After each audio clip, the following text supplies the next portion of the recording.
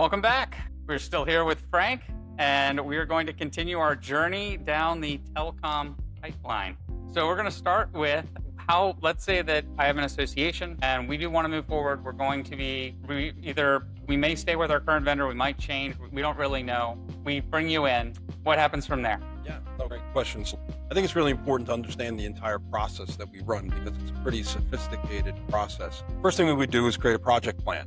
And this project plan has 9 tasks and subtasks and has a Gantt chart of dates, etc. Because the dates are very important.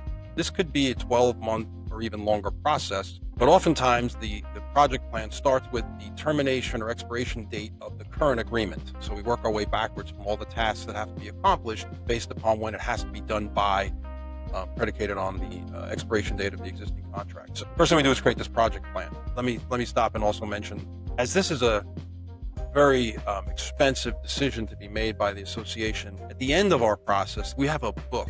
We have a bunch of documentation so that any homeowner comes up to a board member or the property manager and says, what is this? How'd they do this? Who did this? There's a very detailed list of tasks and documentation of the sophisticated process that we went through. I think that's really important as a board member myself that we have that. Anyway, first step is the project plan. After that, the next thing we do is we write an introductory letter with the details of what's going on in this program. That introductory letter will be sent to all the homeowners in the community. So we write it, we allow the board to edit it, put it on their letterhead and send it out. Property manager would send it out the normal way they do so that all the homeowners would understand. The board has decided to run this bulk telecom process. We've hired the consulting group. And the other thing in this introductory letter would introduce the next step in the process, which is a survey. So I think getting the voice of the community is important. The members of my consulting firm are committee members and board members themselves. One of the things we like to say is that we want to take the burden of this away from the property management company, the board, and the committee, and take on all of these tasks. And one of them is the survey. So we send out a survey detailing the wants and needs. It's an online survey of the wants and needs and open comments of each of the owners to start the process. And that survey is editable. So we provide that first to the board, and they can take it and see what they want to add or change. A very, very sophisticated process that we use. So once we get the survey, we create a detailed report. So it shows how the community feels about fiber and TV and internet and how they buy it and what they pay. One of the things we ask is, what are you paying for these services today?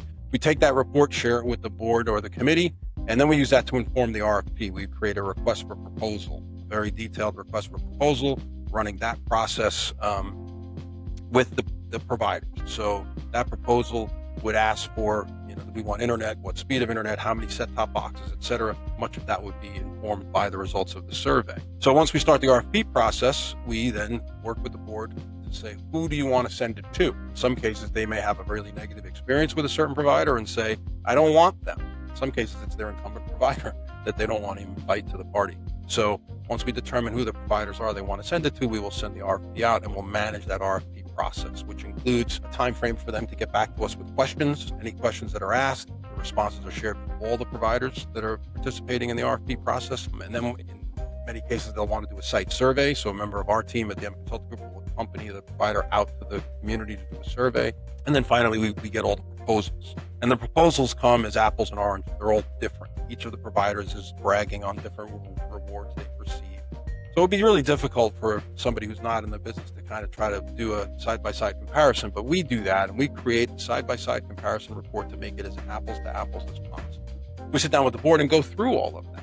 And once they see, okay, here's all our options, and this is what the proposals look like, they may say, well, this one jumps out. We want to go into contract negotiation with this provider.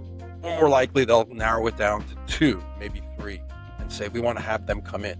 So then we would host or MC a presentation from each of the providers. And that would be an open town hall environment where the board would be there. And of course, any homeowner that's interested can all join.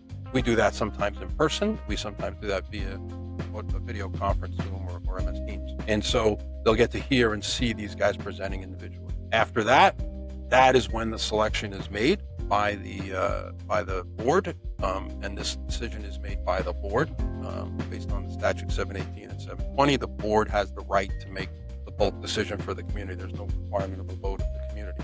So the board would make that decision, and we would go into contract negotiations. And we discussed that in the first segment of our discussion today, how we get involved and get certain terms and conditions into the contract to protect the association. Once that contract is to where we want it, we share it with the board. They would share it with the association's attorney. The association's attorney would not be looking at the business terms, but looking at the legal terms if there's anything that they find they'd like changed. And then we finally get to an agreed document and we sign that. Once that's signed, we start the implementation plan. And this is where we make sure there's lots of communications, whether it be sending out documentation or having meetings, town halls, etc., so that this way the homeowners all know what's going on. Keep a lot of this away from property management to have to handle.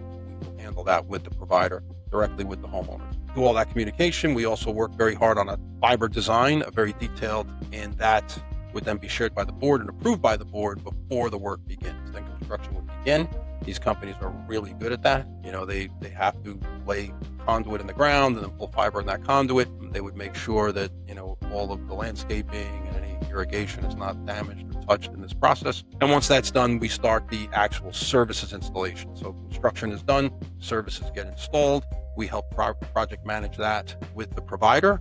And then finally, they turn over to operations once that implementation phase is over. So that's the detailed process that we use. All along the way, there's a bunch of documentation that we create and keep for the association to have as a memorial of this is the work we did to come to this conclusion and get this service. So in the survey, what types of things are you trying to find out? Yeah, so there's specific sections to the survey. The first section, the board usually likes to get this data anyway. It's more of general information about the homeowner. So we will ask them for, there's only one survey response per home, per unit. So you can't get the husband and a wife separately responding or something like that. So we would get their name, their address, their phone number, their email address.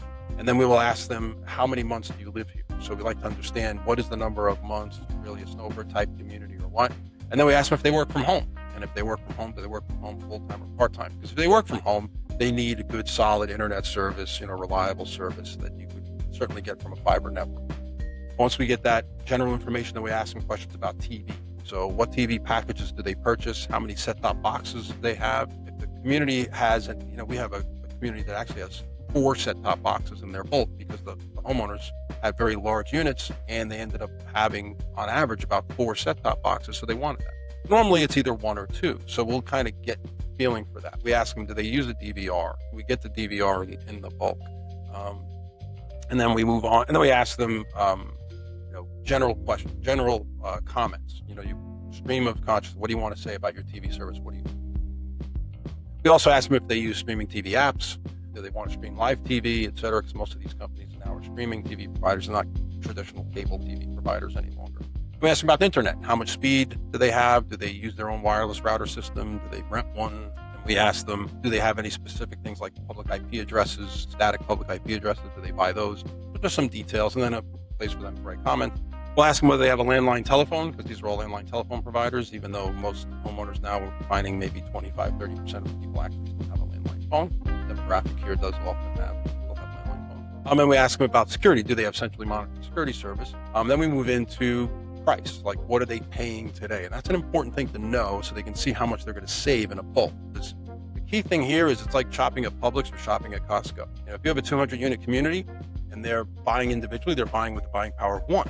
If they buy as an association, they're buying with the buying power of 200. So they're certainly going to get better pricing. We mentioned before that I live in the Vineyards. We had one master association and 38 sub-associations. When we met in 2010, 2011 timeframe, each sub-association had their own contract. So negotiating with that power of anywhere from 20 units to 120 units. When we got together and decided to make one master agreement, we started with the power of 2,650 units. So we became one of the largest possible customers in the market. So I think. Well, we're sending out the survey. Oh, the survey, right? And I'm curious as to what are we trying to do. We obviously want to know who uses internet. Right? Yeah. So we're trying to figure that out. We have a section that's the TV, the internet, phone, security, price, and then we have a final question about fiber optics. Do you understand what fiber optics are? Is it important to you? Is it not important to you? Let's see what they come up with. So that's kind of the sections. And then if a board says, I want to add this question or that question, we add. We've had even at Kensington, they wanted to ask if the homeowner had TV or an internet problem in the last 6 months with the provider, their current provider. So we added that question in. So it was flexible to do that if we needed to. So just, it really works out well because at the end, we actually capture everyone that took the survey and we give it to the board and say, look, you took the opportunity to have the voice of the community heard, to let people participate in this process. You didn't do it in a closed room behind closed doors. Everyone got to participate. We had one community where a board member came and said, after they selected the provider and they were in implementation, the guy came in and said, what are you doing here? I can't believe this is happening. And these are long-term. And they went to the survey and the guy had taken the survey. He just forgot. So he participated in the process. So I think, that's really important to have that survey in the outcome. Yeah. So one of the questions you mentioned is, do you know what fiber optics are? I'm assuming most of the time in the ground, we have either axial cable, or fiber optics. So what's the difference between the two? What are the pros and cons of each one? From the outsider perspective, like as a property manager, I understand fiber optics are much faster, but whenever we do fiber optics, we call it the utility location team, because when we install fiber optics in a community, we find out where every utility is. If we were wondering where the sprinkler system ran, we know it because now we've hit it. Because they're boring and it's a disruptive process, but I understand, it's much faster. I'm trying to think of the negatives of fiber optics, because obviously there's a lot more positives than negatives generally accepted. The other is it does appear that when we need to repair a fiber optic issue, it's more expensive to repair than the cable issues have been. Now, the good news is it's very rare that we ever see those bills. And I'm talking about like when somebody hits a fiber optic line somewhere and the guy's out there digging for installing a drainage system and they, cut a fiber optic line. The cost of that is more expensive than replacing that one drop line. Because usually, frankly, with Comcast, normally what happens is they just run another one of those orange lines across the ground that's temporary until the grass grows over it. Yeah. Until the gardener hits it again. Until the gardener hits it again, and then we've got another one. So can you explain fiber optics? Can you kind of talk about the positives and negatives? Yeah. So I guess I would start off by saying that the networks that are being in the ground today serving most communities in the United States, not just in Florida, there's the cable company and the telephone company. As we mentioned before, our cable company is Comcast. In the Southwest Florida market, and our telephone company is CenturyLink. Their networks are predominantly copper. So CenturyLink is twisted pair copper cable, so the old telephone cable. Comcast has what they call an HFC network out there, hybrid fiber coax. So they have fiber to a node somewhere out in the community, in the area of many communities, and they might serve 900 units out of one fiber node, HFC node. Coming out of that node then is coaxial copper cable in the ground, in the street, throughout to get to the community, then into the community, in the ground, and then into the home. And then you use the coaxial cables in the wall. What are the issues with copper cable? Well, we always, one of my partners always likes to point out, what is the Statue of Liberty in New York City? I'm assuming copper, but I'm worried I'm wrong now. Copper. Okay, I thought it was copper and it turned green, but then you're like, wait. Yeah. And it's copper and it's you just mentioned it's green. It's not supposed to be green. And so that cable in the ground, when it gets wet, that's oxidation and it's oxidizing as well. And it's turning green and it's having network issues. So, copper hates three things. It hates water, it hates lightning, and it hates heat. What do we have in Florida? All three. I think we're the, lightning capital of the world. So that network is always being damaged. It also has EMI, electromagnetic interference, So you remember the old days when you were watching TV and you put on your blender and then it got zizzly, and that's all that electromagnetic interference. It does find itself into that copper cable as well. So with that, you have lots of issues with pixelization on your TV, lower internet speeds, etc. So oftentimes they're having to replace that last drop that you just mentioned, that last coax copper cable coming from that little green cylindrical pedestal in front of the home on an orange cable to the house.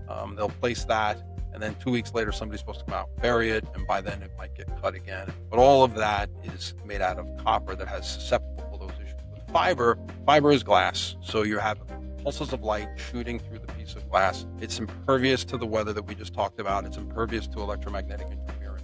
And what's interesting is it's ecologically friendly. We like to say it's more of the green environment, where somewhere in the community there will be a hub site that has lasers and the equipment in it, and there will be no powered equipment anywhere in the community until you get to the homeowner's home where the fiber terminates. So the fiber runs through the community that's not powered in any way. The light will shoot through it and make it all the way to the home. With fiber, that is one of the key issues. With copper, you talked about restoration. With copper, there's crews cable TV companies that use copper networks called noise chasers, right? So they go out chasing noise or chasing issues in the network. They're constantly digging it up, trying to fix it, repair it, put in amplifiers to amplify the signal because it's dampened by some of the issues. With fiber, you don't have any of that. So it's actually more expensive to maintain an old copper network because of the number of technicians who need to go out and constantly do repair and try to eliminate noise versus fiber that's just sitting there. Now, to your point, the advantages of fiber are endless. Even in the wireless world we're in today, everybody's like, oh, my phone, everything's going to be wireless, cellular wireless. At the base of every one of those towers, whether it's Verizon or AT&T or T-Mobile or whoever, is fiber.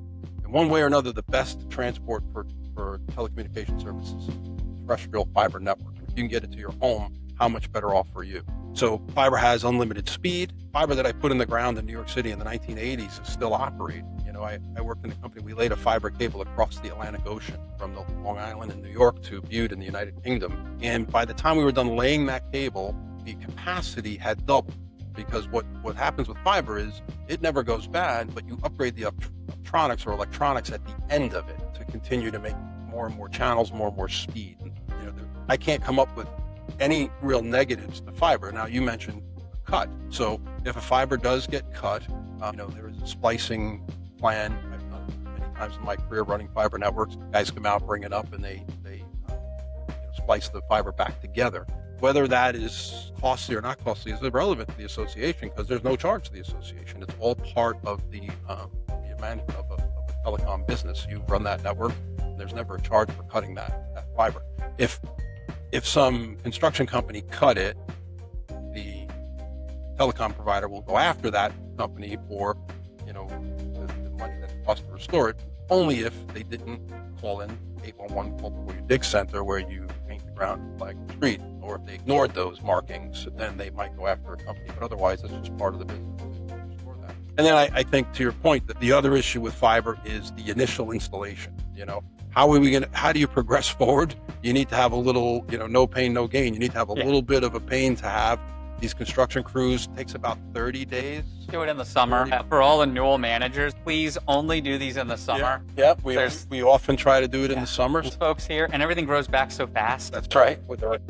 You decide to rip up all the sod in February, that's going to be a rough year for you. Yeah. Well, so the way that they put everything in conduit, and so they use what they call a missile bore. So they would dig a little trench, and I have some photos of this I can share with you. They dig a little trench, and then they dig a trench, a certain number of feet away, and they'll have a boring machine, bring the it under the ground, and then they just flip the grass back over those trenches that they dug. So the before and after, it's really good. And as far as hitting irrigation or whatever, well, we keep talking about 811 call before you dig. So if somebody was going to build in a community, whether it's FPL or Collier County Utilities, they'd all come out and mark their network.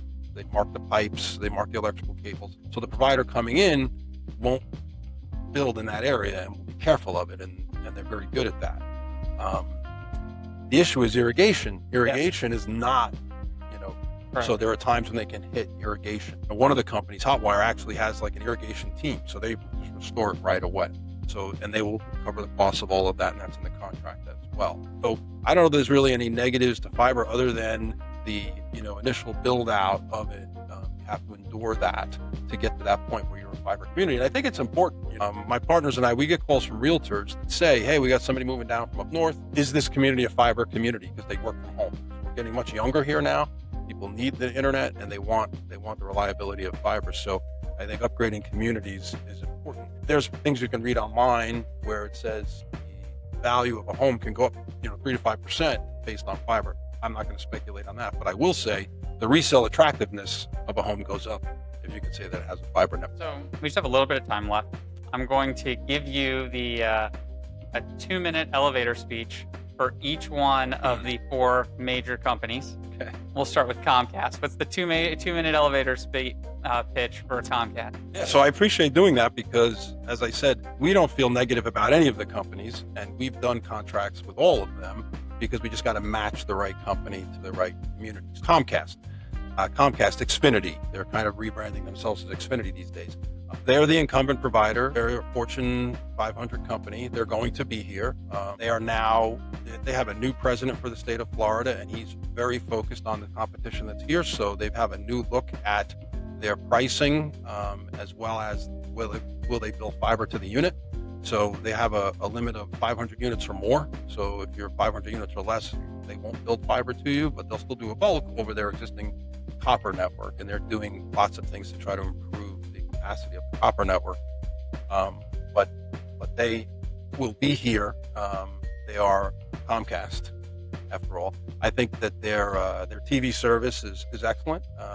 Comcast and TiVo each own approximately 50% of the patents on television service. So Comcast is a high-end television provider with the voice command, remote control, etc.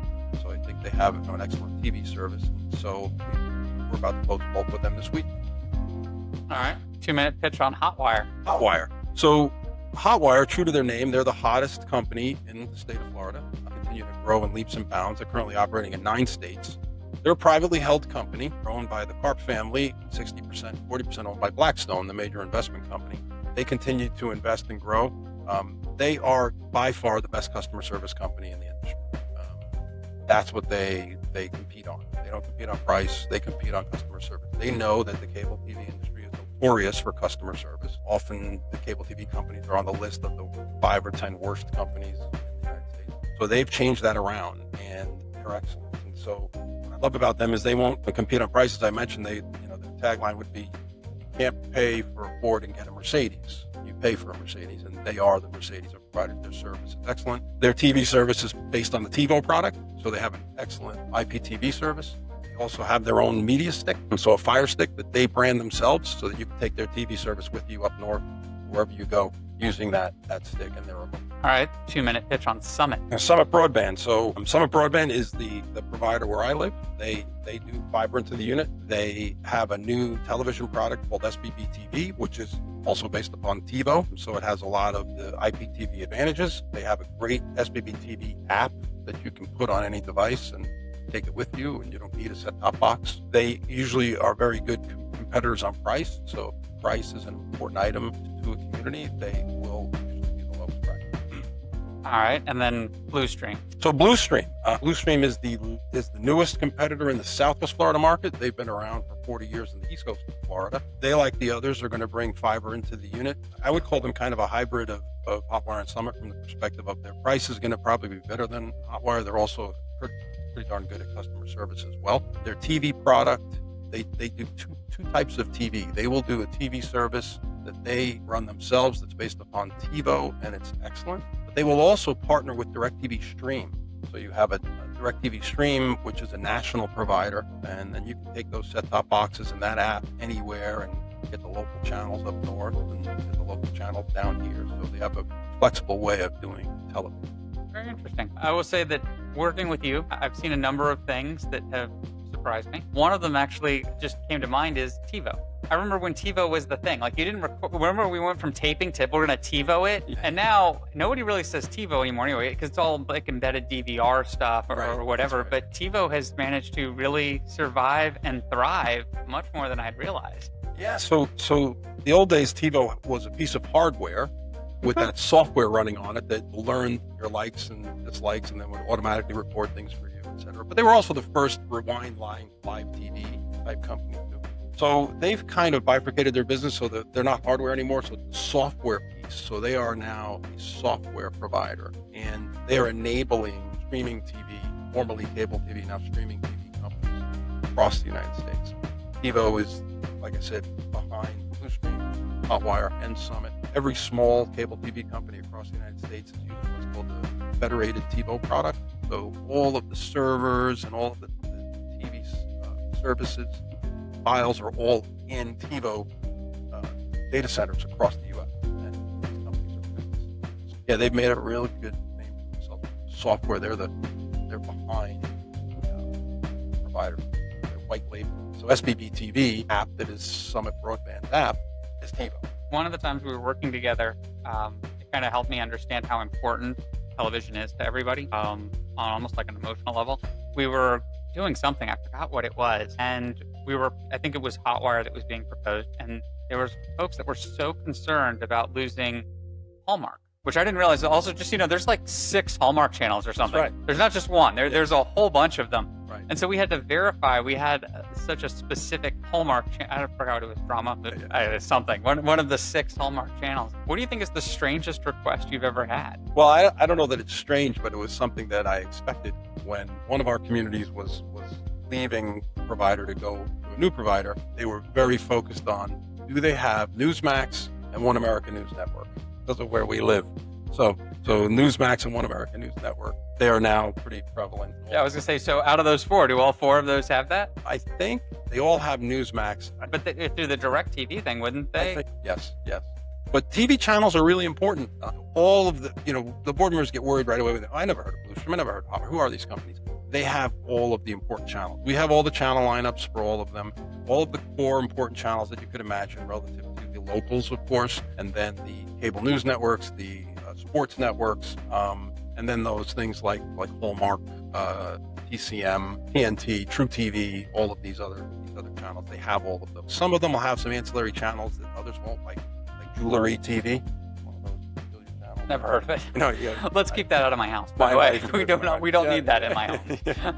Yeah, that sounds expensive. I think the newest channel that came out that everyone's carrying now is I don't know the exact name of it, but it's the dog TV channel. So that when people go off to work, they leave the dog TV channel on, and the dog can watch TV all day.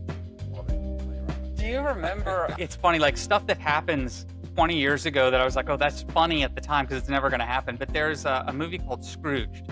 And it has Bill Murray, and in it, his boss owns it's a TV production company, right? It's a whole station, IBS or IBN, not IBS, IBC. And he wants to start creating programming for dogs because in 20 years, they're going to be regular watchers. He was right. That's right. He was 100% correct. True. And they have baby TV now. So really? Like channels that are for like infant babies. So you put that on, infant babies, become lovers of screens like that all the time now. But yeah, I think the ones that we probably weren't expecting so much was the dog TV and the baby TV. They all have those. Well, I appreciate your time. I'll be seeing you again tonight. So it's my pleasure. Twice in one day. Look forward to working with you guys and with your property managers and helping them with the association. Perfect. Well, thank you very much. And we'll probably do another one of these at some point in the future. Just talk about all the strange stations and everything that's out there so that we can kind of educate what there is. At least people like me, I don't realize that there's that much out there. Yeah. Thank you again. Thanks.